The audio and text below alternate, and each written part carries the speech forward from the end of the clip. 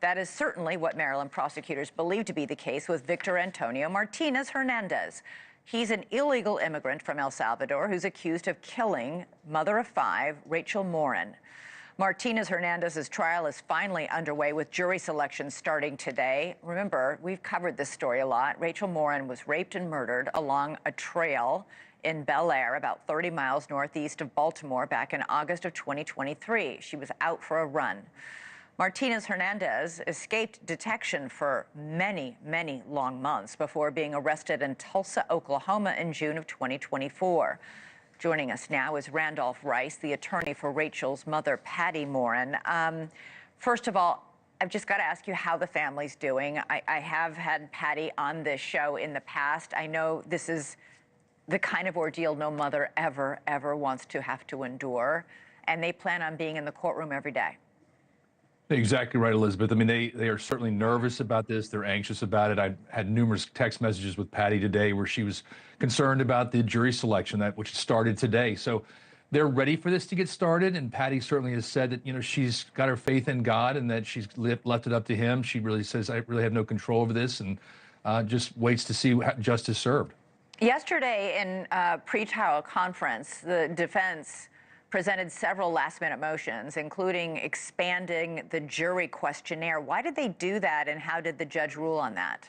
Yeah, so expanding the jury questionnaire is a tactic that the defense office uses to try to get more information about jurors. Think about this, Elizabeth. The more information you know about a potential juror, the better chance you have of potentially excluding them, because you may not like the perspective on, say, immigration or race or how they believe they may rule in the case. So it was an attempt by the defense to just gain more information, and Judge Curtin denied almost all of their motions yesterday, pretty much saying, look, I've already got voir dire, which is the process by which we question these jurors, and we've got it set up to where we think we can get a fair and impartial jury. Yeah.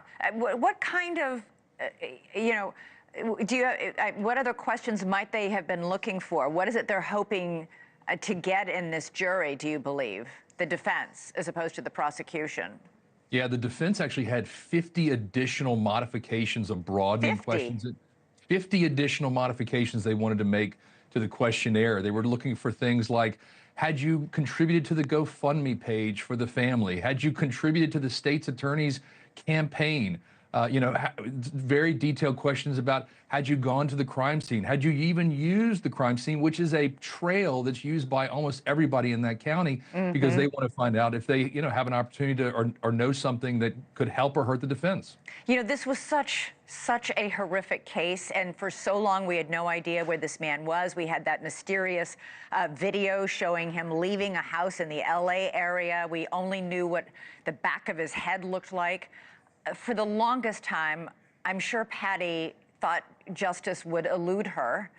Now that you're so close, I can't imagine how nerve-wracking this must be. And you're right, Elizabeth. And there was that 10-month period where there really was no new information other than we had the DNA, we had that videos you just mentioned from that crime in March of 23 in California. But aside from that, I wouldn't say they were losing hope, but it certainly was getting to the point where they were getting a little worried. And then miraculously, there was that IgG, that investigative genetic genealogy hit that led the detectives to Southern Maryland, that led them to a name, that ultimately led them to that bar in Tulsa, which arrested him. So they are anxious about what is coming up in the next couple of weeks.